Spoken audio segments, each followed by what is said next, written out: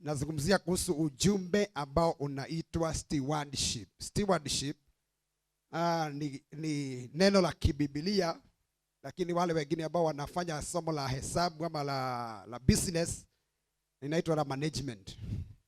So ukitaka unaweza kusema management ama stewardship. That's a topic ambao ninataka kuzungumzia siku ya leo. Who is a steward? Stewardship comes from the word steward. And a steward is a person who manages the property or affairs for another entity or for another person. Ni mtu anayesimamia vitu ama mali ya mtu mwingine. Kazi ya manager.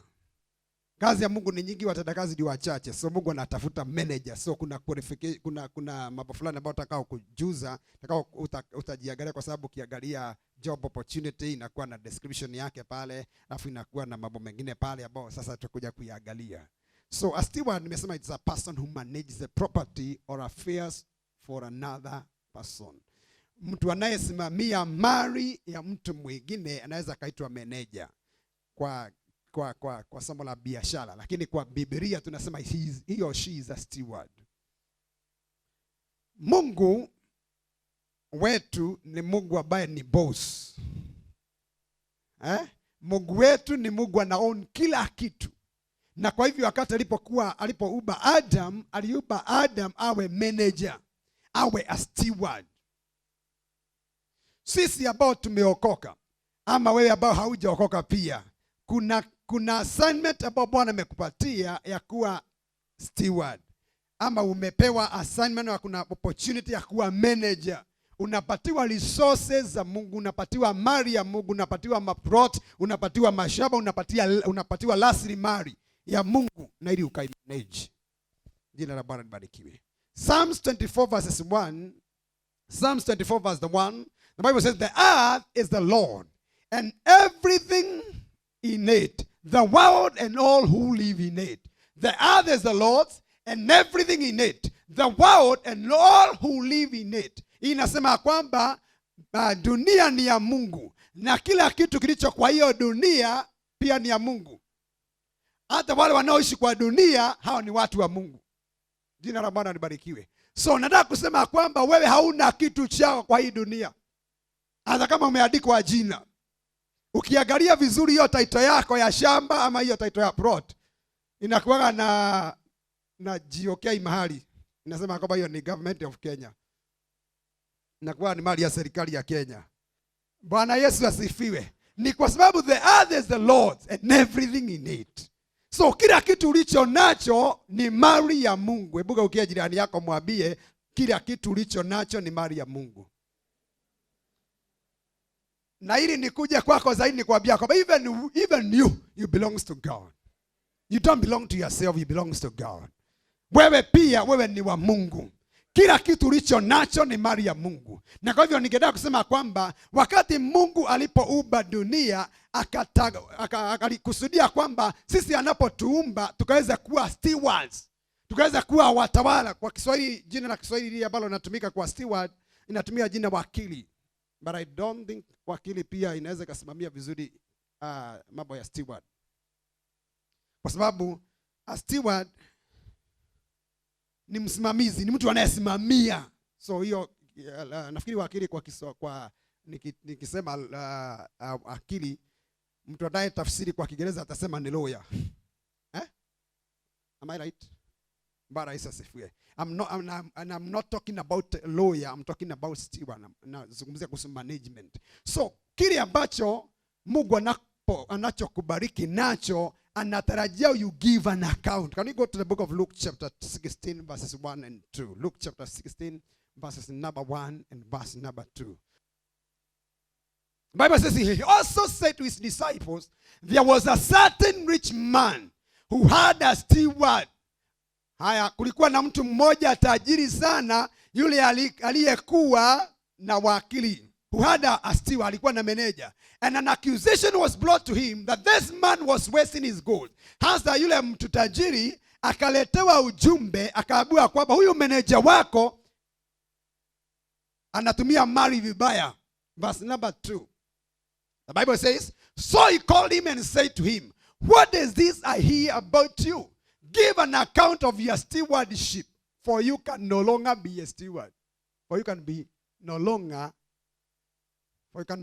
be steward. Anaambiwa sasa toa hesabu ya umeneja wako ama uwakili wako, kwa sababu inasemekana kwamba wewe sio mwaminifu. You give an account. Can you turn to your neighbor mwambie give an account of your stewardship?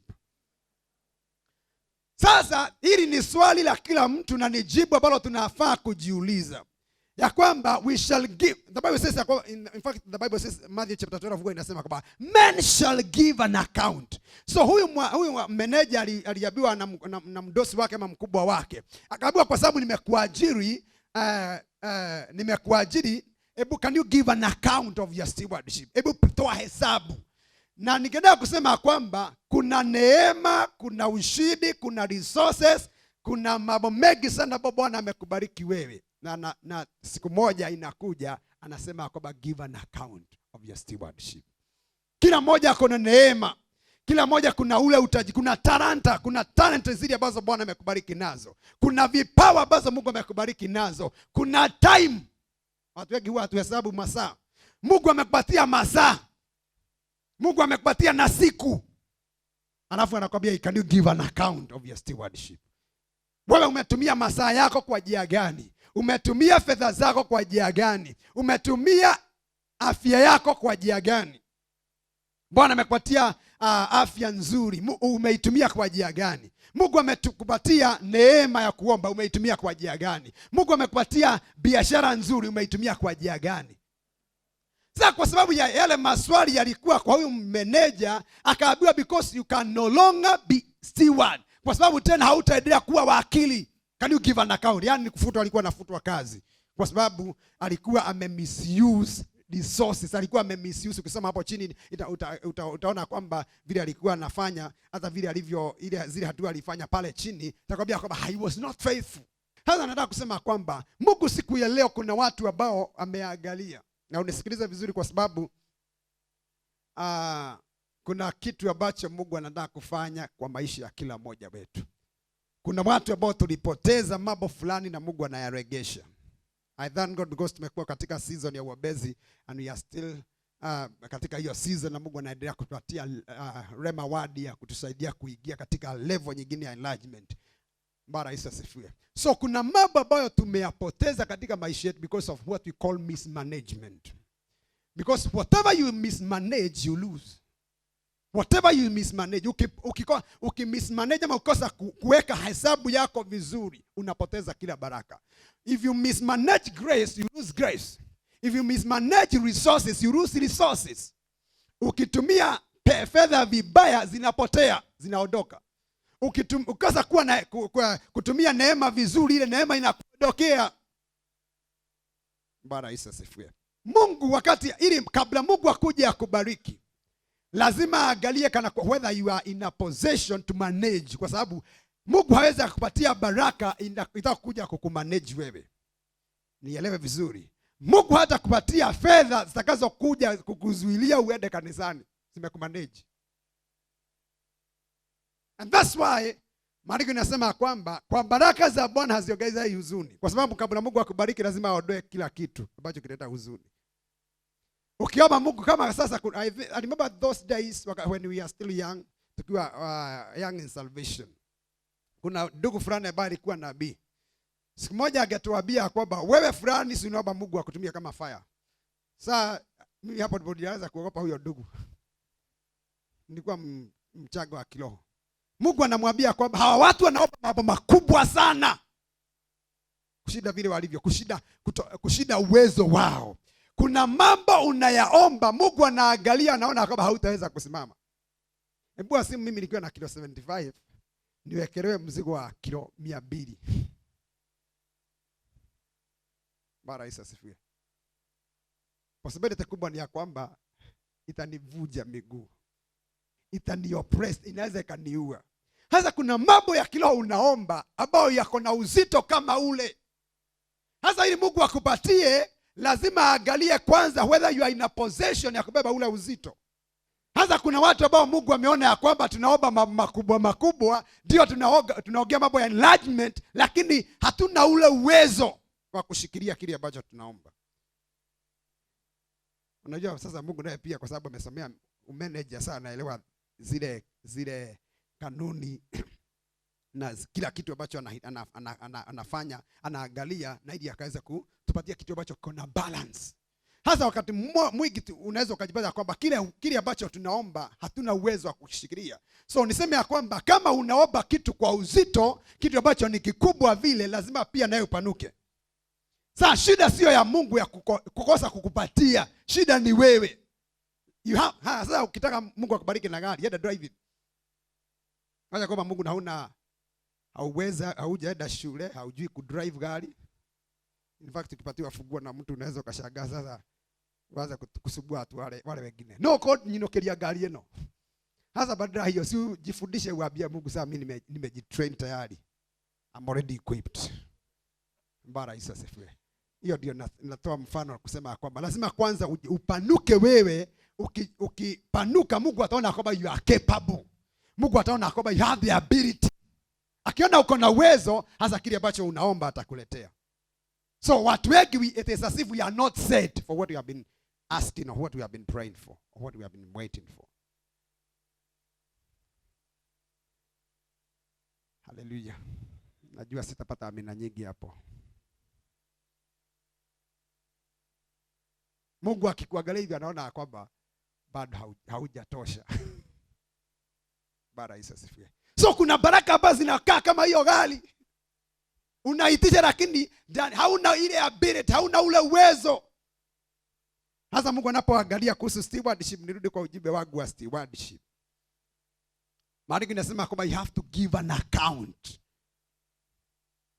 Lazima utoe hesabu ya kila kitu ambacho Mungu amekubariki nacho ulikitumia kwa njia gani. Lazima kwanza tujue kwamba for us to become a steward, to become stewards, kuna mambo ambayo Mungu anaangalia na hiyo takuja kuiangalia kwanza tukiendelea. Colossians chapter 1 verse 16. Colossians 1 verse number 16. Paul akiandikia kanisa la Colossians alikuwa anasema for it was in him that all things were created, in heaven and on earth, things seen and things unseen, whether thrones, dominion, rulers or authority, all things were created and existed through him. By his service, intervention, and for him. Hapo ndipo nataka pakona kia bao nataka ushike vizuri. All things were created and exist through him. By his service, ama intervention, and in and for him. Hiyo for him, nataka uelewe hiyo vizuri. Ya kwamba kila kitu kiliumbwa kupitia kwa Kristo Yesu. Kila kitu kilitengenezwa kwa ajili ya Kristo, kilitumiwa ama kiliumbwa na kupitia kwa Kristo Yesu na kilitengenezwa kwa ajili ya Kristo Yesu. So all things we are made for him. All things we are created for him. Vitu vyote viliumbwa kwa ajili ya Kristo Yesu. That's the purpose. Kwa nini Mungu akaumba kila kitu? So kama kuna mambo ambayo Mungu anakubariki nayo, it is for him. Get me right. Bara Isa sifiwe. Mungu akikubariki na gari, it is for him. Mungu akikubariki na nyumba, it is for him. If it is not for him, kuna possibility you are mismanaging. You are mismanaging, and mismanagement itafanya upoteze. You are going to lose what you mismanage. Kama unanielewa sema amen. Bara Isa sifiwe. So kila kitu ulicho nacho, unajua niliwaambia secret ingine nikawaambia kwamba kuna watu ambao huwa tunaomba vitu. Na sio vibaya kuomba vitu kama hizo. Hana wakati alipokuwa akiomba Mungu ampatie mtoto, Mungu at some point alikuwa naomba Mungu nibariki na mtoto. Anaenda kwa Eli, anasubua Eli, nipatie mtoto. Naomba mtoto. Anaenda kwa anasubua Mungu kwa sababu wakati ule alikuwa anaenda mbele za Mungu anamwambia Mungu kwamba Mungu ninadhihakiwa sana Penina. Penina kila siku anainuka asubuhi kumwambia wewe ni tasa. So angelienda mbele za Mungu kwa maombi, angemwambia Mungu nibariki niache kuchekelewa. Mungu nibariki niache kudhihakiwa. Until alipobadilisha purpose, akaambia Mungu, Mungu, nipatie mtoto, na ukinipa mtoto nitakurudishia.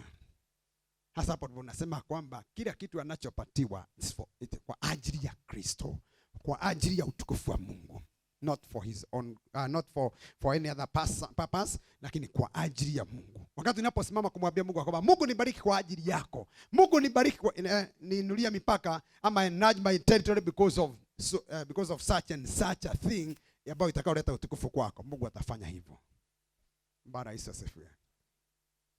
Wakati huo mwingine alikuwa naomba, hakuwa anapata mtoto, mpaka wakati alipobadilisha mtazamo wake.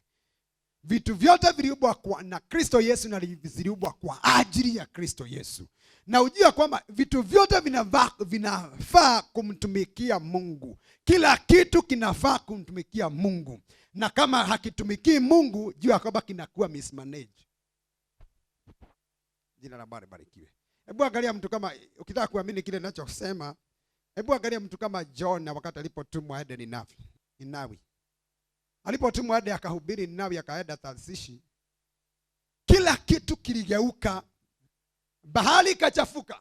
Wale waliokuwa wanasafiri na yeye wakageuka. Wakamwambia, hebu imagine, walikuwa wanatupa, wana cast votes. Wanapiga kula. Wanasema kuna mtu hapa ambaye amefanya vibaya. Hebu tupige kula, tuandike, kila mtu andike yes yes yes yes yes, na moja no. Mwenye atapata no, huyo ndiye akona shida. It was not a coincidence kupata Jonah. Mpaka kura zikiandikwa hivyo zinasema ni wewe. Bwana Yesu asifiwe. Kila kitu kilimgeuka. Wakati alipoulizwa swali, kumbe ni alikuwa na shida.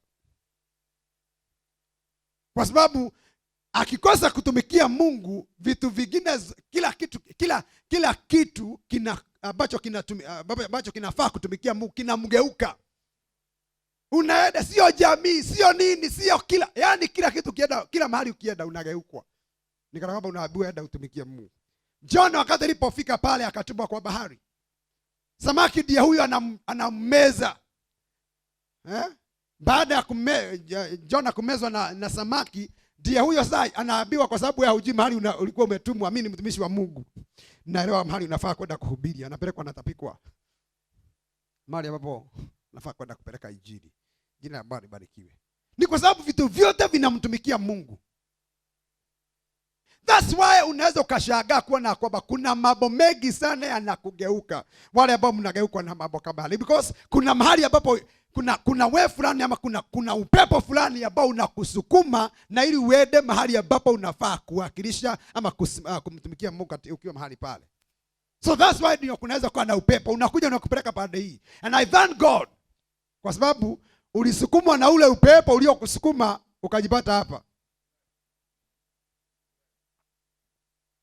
Bwana Yesu asifiwe. Na ili usikie kile ambacho unasikia. Na umekuja hapa na ili ufanye kazi ya Mungu. Umekuja hapa uwe trained kufanya kazi ya Bwana. Bwana Yesu asifiwe. Lazima ujue ya kwamba uliumbwa kwa ajili ya Kristo Yesu, na uliumbwa na ili ukamtumikie Mungu. Bwana Yesu asifiwe. Na wengine ambao wanaoletwa wataletwa tu na upepo uliokuleta kwa jina la Yesu Kristo. So wherever they are, natangaza upepo uwapeleke mpaka wajipate hapa kwa jina la Yesu Kristo, kwa sababu lazima watumikie Mungu. Hallelujah. 1 Chronicles 29. 1 Chronicles 29. David alitafuta vitu vya kujenga hekalu. Na from verse 14 to 17 tuangalia mistari inasema hivi. But who am I and what are my people that we should retain strength and be able to offer thus so willingly? David aliitisha mali ya kufanya kujenga hekalu. Watu wakaleta vitu nyingi za kujenga hekalu. Hasa nauliza hasa, Mungu, mimi ni nani na watu wangu ni kina nani ambao wameweza kutoa na kufanya na kutoa willingly? For all things comes from you, and out of your own heart we have given you. So hiyo ni point ambayo nataka kuemphasize kwako, ni kuambia kwamba hata kile kidogo huwa uko nacho ni Mungu amekubariki nacho. David anaelewa kwamba Mungu, mimi ni nani, na kila kitu ambacho Bwana niko nacho na kile tumetoa ni wewe umetupatia. Ukijua hivyo, hakuna kitu unaweza kuzuilia kumpatia Bwana. Hautasema saa zimeenda pastor na kuna mahali nilikuwa nakibia. Masaa sio yako. Mungu akiamua huendi mahali huendi. I can only believe you are busy. Ukiambia death, I'm busy. Bwana Yesu asifiwe. Give God the first priority in your life. Mpatie Mungu nafasi ya kwanza katika maisha yako. Na utaona vile Mungu atakavyofanya. So David verse number 15 anasema hivi. For we are strangers before you and sojourners, and as all our fathers were. Our days on the earth are like a shadow. And there is no hope or expectation of remaining. Verse number 16. Oh Lord our God, all these stores that we have prepared to build you a house for your holy name, and the token of your presence comes from your heart. And all you are own. Verse number 17. I know also, my God, that you try the heart and delight in uprightness. In the uprightness of my heart, I have freely offered all these things. And now I have seen with the joy your people who are present here offer voluntarily and freely to you. Bwana Yesu asifiwe. Mungu anaangaliaga moyo. So ukiona watu ambao hajitolei kwa kazi ya Mungu, shida ni moyo. Bwana Yesu asifiwe. Ukiona watu hatoi fungu la 10 vizuri, shida sio pesa. Abia jirani yako, mwambie shida ni moyo. Ukiona watu ambao wanakuja kanisani kama wamechelewa, sio kuwa busy, shida ni nini? Ni moyo. Ukiona watu wanaambiwa kwamba watoe kwa mass ministry, wanaleta vitu baya. Unasema mimi pastor sina kitu ya kupeana. Shida ni nini? Sio kosa pesa. Shida ni moyo. In fact hata Mswahili akasema kwamba kutoa ni moyo, usame ni utajiri, useme ni utajiri. Bwana Yesu asifiwe. Haya, kwa haraka tuangalie requirements for stewardship. Requirements. Ni mambo gani ambayo yanahitajikana kwa hii kazi ya manager ya kiungu, manager ya kufanya manage God's resources ama mambo ya kiungu. Luke chapter 12 verses 42. Luke chapter 12 verse 42. And the Bible says, and the Lord said, who then is that faithful steward? The wise man whom his master will set over those in his household service to supply them the allowance of food at the appointed time. And the Lord said, who then is faithful steward? Point number 1 ambao nataka kuizungumzia hapa, inazungumzia kuhusu faithfulness. It is a requirement. Faithfulness. Uaminifu.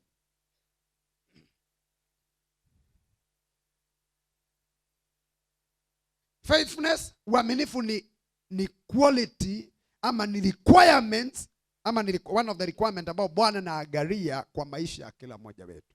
Watu wengi, mtu mwaminifu ni mtu yupi? Nikupatie mfano. Nikikupatia shilingi 1000 nikutume kitu mahali fulani, alafu uone zimebaki 2 bob, shilingi 2. Na mtu atasema shilingi 2 sitarudishia pasta, hata nitazikula borogam. Ama kibaki shilingi 5 nakula KDF. Bwana Yesu asifiwe. Haya.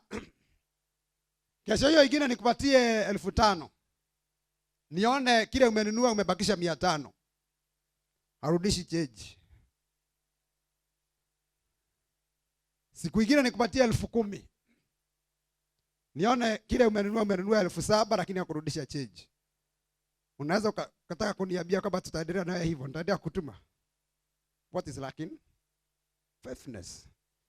Sasa utafuga mlango wako wa kupatiwa resources nyingi, wa kupatiwa assignment nyingine, sio kwa sababu you are not available, lakini because you are not faithful.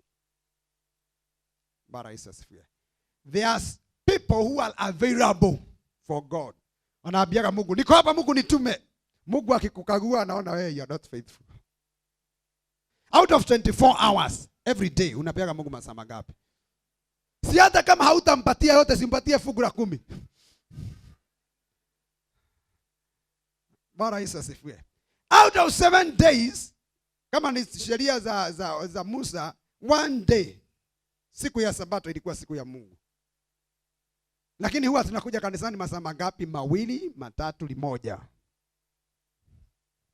Siku ya Saturday ndio watu wengi huwa tunaenda kuangalia shamba, na kuangalia sijui nini, kusalimia mabeste na huko. Mungu akiangalia hivyo anaona kwamba hawa watu they are mismanaging their resources.